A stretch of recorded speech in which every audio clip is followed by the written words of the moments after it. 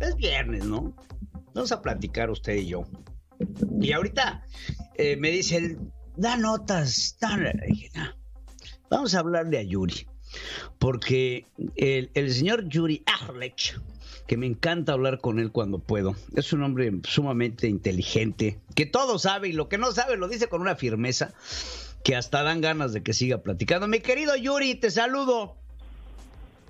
Mi Pedro querido, qué milagro que te dejas ver. Bueno, no te dejas ver diario. Bueno, el gusto de que estés aquí con nosotros, porque dije, vamos a hablarle a Yuri y vamos a platicar de lo que representa este momento, este Viernes Santo. Creo que a mí me encanta, Yuri, trasladarme en la historia, a imaginarme ese momento en que Jesús está caminando a su Vía Crucis, ¿no? Lo que estaba pasando en esa época, de dónde vienen nuestras festividades y todo lo que se vivía en esa época de Jesús, en donde, pues, se agarraron a un hombre inocente y lo crucificaron.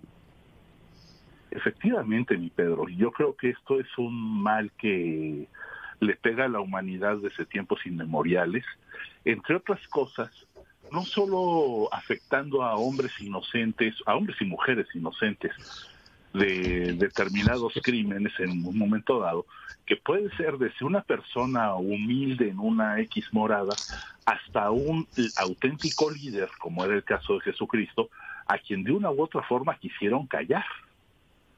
Sí, claro. Tengamos presente que Jesucristo era, más allá de la parte religiosa, mi Pedro, Jesucristo era un personaje, era un auténtico líder. Y si tú lo ves en su equipo, en su grupo de apóstoles, pues él había formado un auténtico gabinete. Entonces era... Hombre, ¿cuál era Rocío Nale para...? Pero sí, hablando en serio, mi Pedro. Efectivamente, había formado un auténtico... ¿Sabes cómo me gusta a mí ver a Jesucristo en esa época? Como uno de los primeros influencers que tuvo, para hablar en términos modernos, que tuvo la humanidad. Un hombre que revolucionó en su momento la conversación, no solamente en Jerusalén, sino en todo el mundo. ¿Sabes qué, mi Pedro? Aquí hay que ver muchos elementos muy interesantes de Jesucristo como un líder, porque entre otras cosas, él supo hacer planteamientos que no se perdieran en la temporalidad de una época estrictamente, sino que se plasmaran en la humanidad a largo plazo, a muy largo plazo, tan así que ahorita en este momento, más de 2000 años después, estamos hablando de él. Claro. Supo plantear los genuinos temas del interés humano para su desarrollo, para su crecimiento, que no cambian ni con la tecnología, ni con el paso del tiempo, de las épocas, del arte y de las tendencias. El hombre supo retratar nuestra esencia como seres humanos y la planteó de una forma tal que la tenemos presente hasta la actualidad, y él sigue estando muy presente entre nosotros con planteamientos que no pierden vigencia. Y en estos momentos que estamos viendo líderes que pueden estar funcionando como tales por una época determinada y luego ni quien los recuerde, o unos que llegan y se colocan muy fuertes, pero cuando ya se colocaron te muestran que no tienen con qué y se retiran, o simplemente no funcionan y ahí están hasta que son sustituidos por cualquier otro.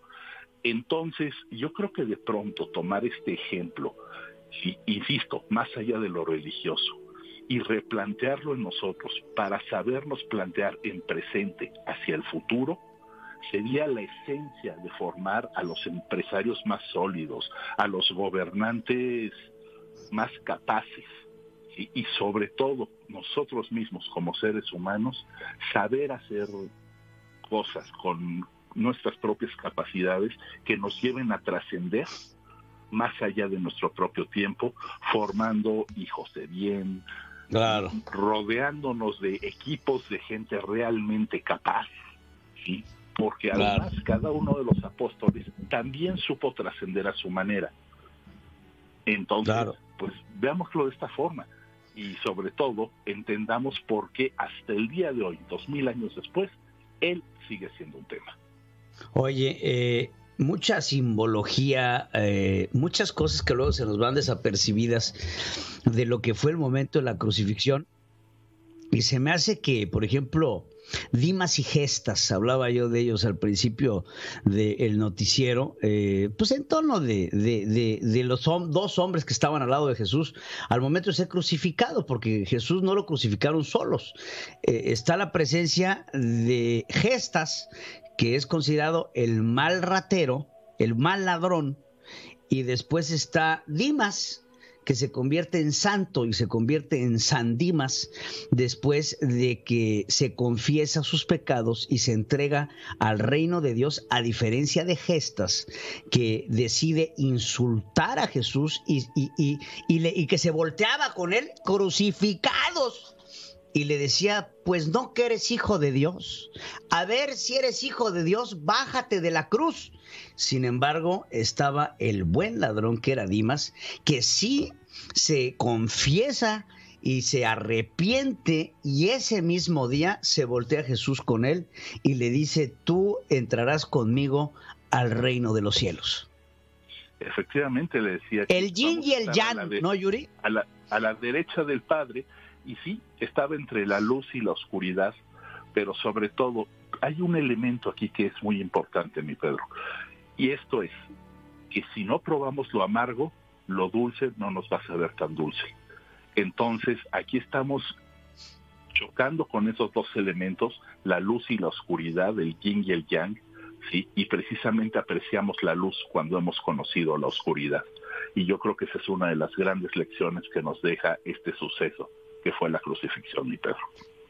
Bueno, me queda claro, pero se me hace interesante todos los simbolismos que hay alrededor de este momento, que después nos dan, por ejemplo, momentos mágicos y cosas, reliquias, como el Santo Sudario, como la famosa Sábana Santa, que han generado tanta suspicacia alrededor de este mito, leyenda, creencia de lo que fue la presencia de Jesucristo. Se me hace que son momentos de recordar el Santo Sudario. Jesús iba caminando, cargando la cruz, y una mujer se acerca y le da este sudario para que se seque el sudor, y cuando se da cuenta, la imagen del rostro de Cristo está puesto en este sudario, que después es, por decirlo así, reconfirmado con la sábana santa, que es esta sábana en donde después de muerto Jesús lo envuelven para ser ingresado en esta santa sepultura, de la cual reencarna al tercer día. Así es, mi Pedro. Y fíjate que la sábana santa además nos hace chocar dos elementos, que es por una parte la historia pura y por otra parte la religión. ¿Por qué? Porque es la sábana santa que envolvió a Jesucristo y que se ha conservado durante más de 2000 años, cuando es un tipo de tela orgánica que normalmente en menos de 50 años ya se habría podrido y desintegrado, y ha prevalecido a lo largo de todo este tiempo. Eso por una parte, esa es la parte religiosa. Y por otra parte, nos está retratando, por ejemplo, que una serie de cuestiones muy lógicas, como el hecho de que no se le pudo haber clavado en la cruz a través de las palmas de las manos. ¿Por qué? Porque los huesos no hubieran resistido y se hubiera zafado al poco rato, lastimándose horriblemente. Y en la sábana santa lo que se demuestra es que fue clavado por las muñecas, que es la parte más dura de la extremidad. Y de ahí sí se pudo haber detenido. Entonces tenemos una vez más este choque de los dos elementos. Por un lado, una sábana hecha de un material orgánico que se ha mantenido durante más de 2000 años, y por otro lado, lo que nos está mostrando los elementos prácticos al momento de la crucifixión, mi Pedro.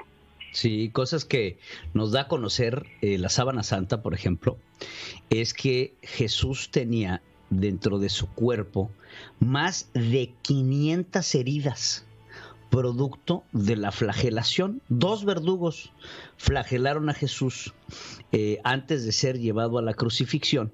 Y fíjense, un dato interesante, Yuri. ¿Sabes cuánto tiempo estuvo Jesús crucificado? ¿Cuánto tiempo? 6 horas.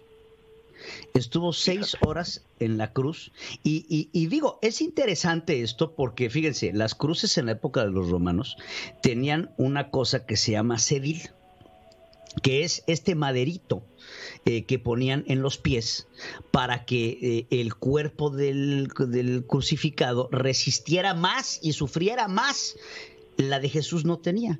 Entonces, hay reportes romanos que hubo personas que se crucificaron y que estaban ahí en la cruz hasta semanas, una semana llegabas a durar crucificado.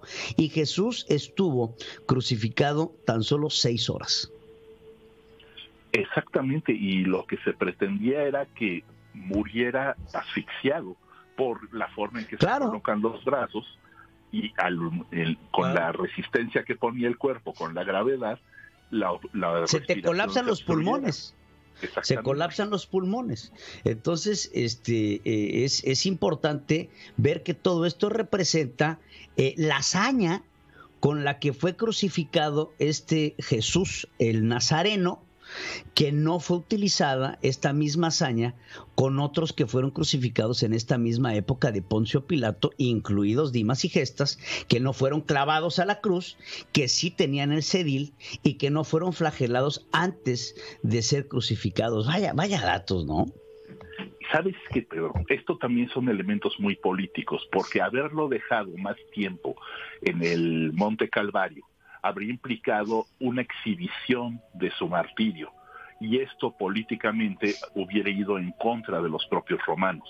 Necesitaban que fuera una situación que exhibiera rápidamente el gran castigo que se estaba infligiendo, pero que no se dejara una exhibición que se prolongara demasiado tiempo y finalmente el resultado que buscaban se les acabara revirtiendo. Entonces, pues son elementos que se toman en cuenta no solo en la parte física, mucho menos en la religiosa, sino en la política. Claro. Oye, ¿tú sabías, por ejemplo, un dato que también se me hace interesante? A Jesús lo obligaron a cargar la cruz y se cayó 3 veces. Claro. Y en la última vez estaban preocupados los romanos de que Jesús no llegara vivo a su crucifixión. Y ponen a un señor que se llamaba Simón de Cierne a cargarle la cruz a Jesús. ¿Cómo lo eligieron a Simón? No se sabe, pero creo que ese gesto le ganó la gloria eterna.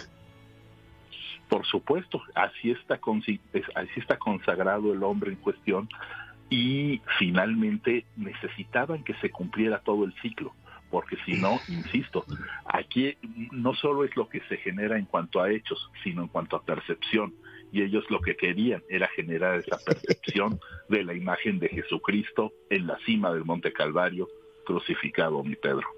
Esa era la mirada y la cumplieron. Oye, pues vaya conversación. Creo que son datos interesantes que hoy debemos de reflexionar en este Viernes Santo, en donde festejamos esta pasión, crucifixión y muerte de nuestro Señor Jesucristo. Muchas gracias, Yuri. Te mando un abrazo. Un gran placer. Un placer hablar con una persona que tenga este nivel de cultura, justamente para hablar de lo que pasó, porque miren, detrás de la historia de Jesús hay mucho simbolismo. Hay mucho simbolismo desde en sus 33 años en los que muere Jesús. La vida de Jesús niño es poco conocida. La llegada, ¿no? Este concepto de el Dios, el Hijo de Dios en tierra, entre la mezcla de la divinidad y el hombre, ¿no? Con la presencia de María, su madre, que a través del Espíritu Santo, pues encarna a María, madre de Jesús, que no es un concepto nuevo para los conceptos religiosos, que también llegó a existir en algunas otras épocas, ¿no? Entonces, miren, si les interesa este tema, que es un tema francamente interesantísimo, el día de mañana en Entre Mentes vamos a tener, y pónganme el promo, vamos a estar con el padre Alejandro Ortega. Él es un hombre que conoce de teología, que sabe de lo que está hablando, y en donde hay que ver en dónde se mezcla la ciencia, la fe, la teología y la necesidad del hombre de creer en un ente superior, de creer en un Dios que desde el principio de los tiempos el hombre ha buscado el encontrar en el sentido de la divinidad una razón de su existencia, así como no lo hacen los animales que no tienen de alma, pero nosotros, los seres humanos que tenemos un alma y un cuerpo, buscamos el qué hay más allá. Y esto es desde el principio, cuando el hombre comienza a ser considerado hombre, es cuando comienza a darse cuenta que detrás de su vida tiene que haber algo más allá.